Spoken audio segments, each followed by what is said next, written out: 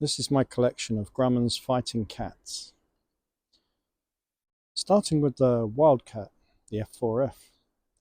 And I'm going to quote Captain Eric Winkle-Brown, and he described the Wildcat as a potent fighter with splendid maneuverability, good performance, heavy firepower, excellent range, and a superb deck landing aircraft. And he also shot down 2 Focke-Wulf Condors while flying from a carrier. But then he was comparing it to fleet air arm aircraft at the time, like the Fulmar, and also Sea Gladiators and Sea Hurricanes. In the Pacific theatre, the US Navy pilots were up against the Japanese Zero fighter. The Zero did have superior performance in speed, climb, and turning circle.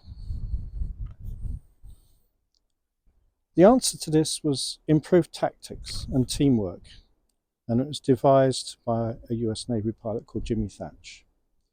2 pairs of Wildcats flew widely spaced, and if attacked, they would turn towards the other pair.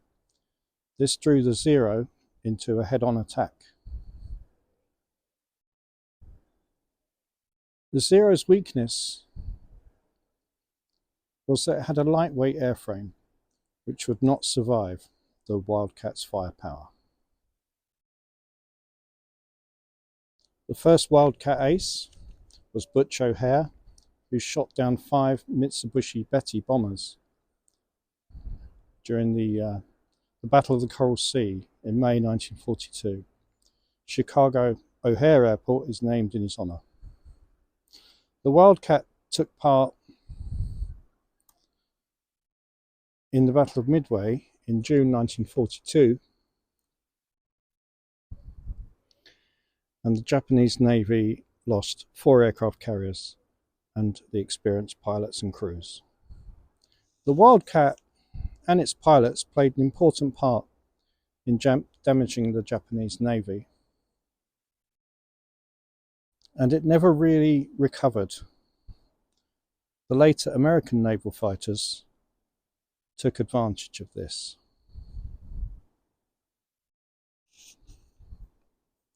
So the F6F Hellcat. Grumman was one of those brilliant companies that listened to the experienced naval aviators and produced an unmatched naval fighter, the Hellcat. The tables were turned on the Zero. The Hellcat had a 2,000 horsepower Pratt & Whitney R2800 engine, so it could fly faster and outclimb the Zero. The only advantage the Zero had left was its turning circle. In 1944, the largest carrier battle took place, Battle of the Philippine Sea. For the Hellcat pilots, this became known as the Great Marianas Turkey Shoot. The new, inexperienced Japanese pilots were no match for US aviators in their haircuts. Many, like Alex Vrashew, became an ace in a day.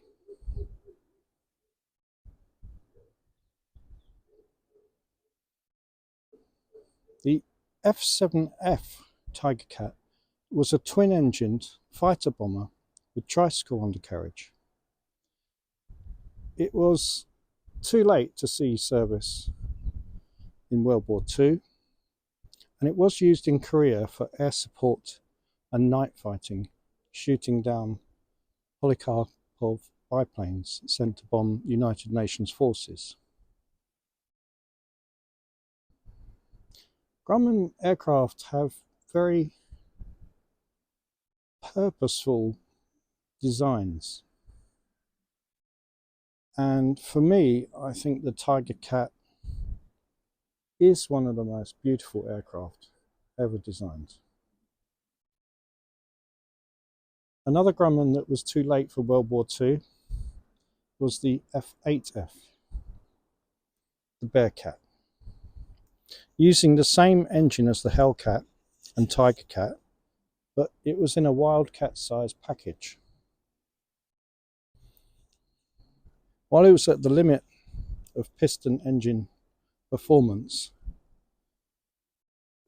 both the Tigercat and Bearcat were outperformed by the new jets.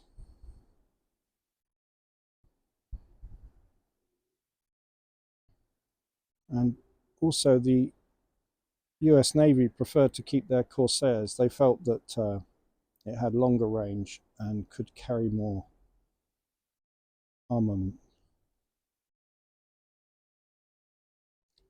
Grumman's first jet fighter was the Panther.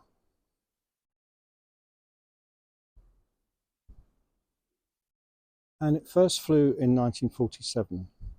It was used by the Navy and Marines during the Korean War for fighter missions and ground attack.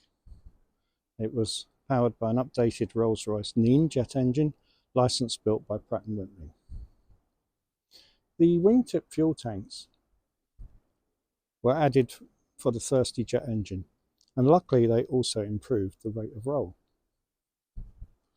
Both the future astronauts Neil Armstrong and John Glenn both flew the Panther during the Korean War. The Panther was replaced by the swept-wing version called the Cougar. The Panther was also Grumman's first movie star aircraft. The aircraft is a star in the 1954 film The Bridges at Toko-ri. This colour film of Panthers flying off carriers is very enjoyable, which brings me to the greatest Grumman movie star, the F-14 Tomcat. You knew it was coming when I mentioned movies. So the F-14 was designed as the ultimate fleet defence fighter. It first flew in 1970. It was equipped with a fire control system that could track and destroy targets at long range using Phoenix missiles. Also medium range had Sparrows, and close in Sidewinders, and really close in a 20mm Vulcan cannon.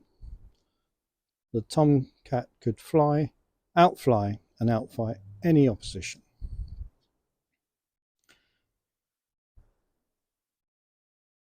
The swing wing, when it was fully swept, gave the Tomcat the ability to intercept cruise missiles and bombers at high speed. Fully forward, the F-14 had the capability to dogfight and turn quickly. First combat air patrols were flown during the evacuation from Vietnam in 1975. The US Navy Tomcat's first kills were against Libyan aircraft in international waters during the 1980s. And this was the first combat between swing-wing aircraft. The only export order for the very expensive F-14 was from Iran. The Shah of Iran wanted to deter overflights of Soviet MiG-25s. 80 were ordered, but obviously American support was withdrawn after the Iranian Revolution. The Iranian Tomcat crews were seen as the Shah's men and imprisoned, but later they were released when the war with Iraq started. So the greatest kills achieved by the Tomcat are actually in the hands of Iranian pilots, which is quite something. So for me, it's a great company who built some great aircraft. This is the Airfix Tomcat in the early squadron markings of the Wolfpack Squadron.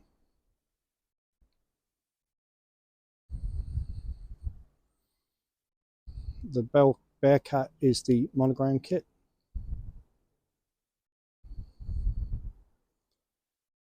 The Tigercat is also a monogram kit. The Panther is the Matchbox one.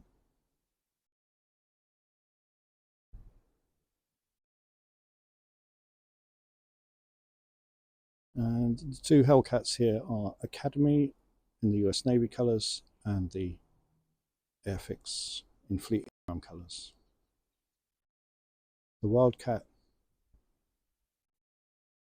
is a Hobbyboss kit, one of those easy build ones, but I think they can be made to look quite nice.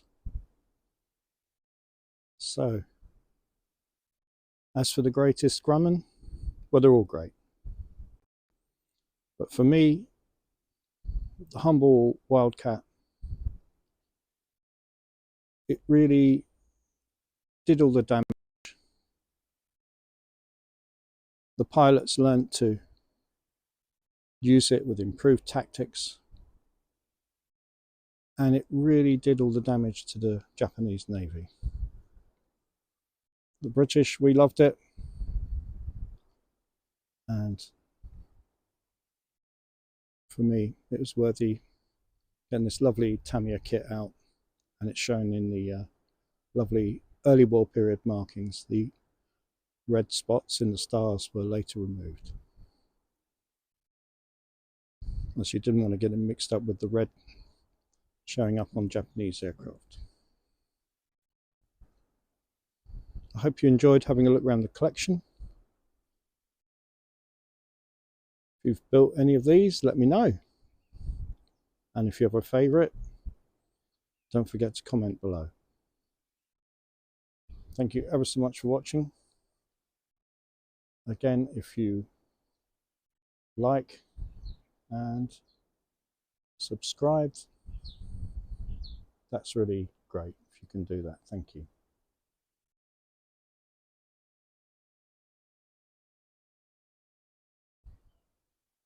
Thank you for watching today.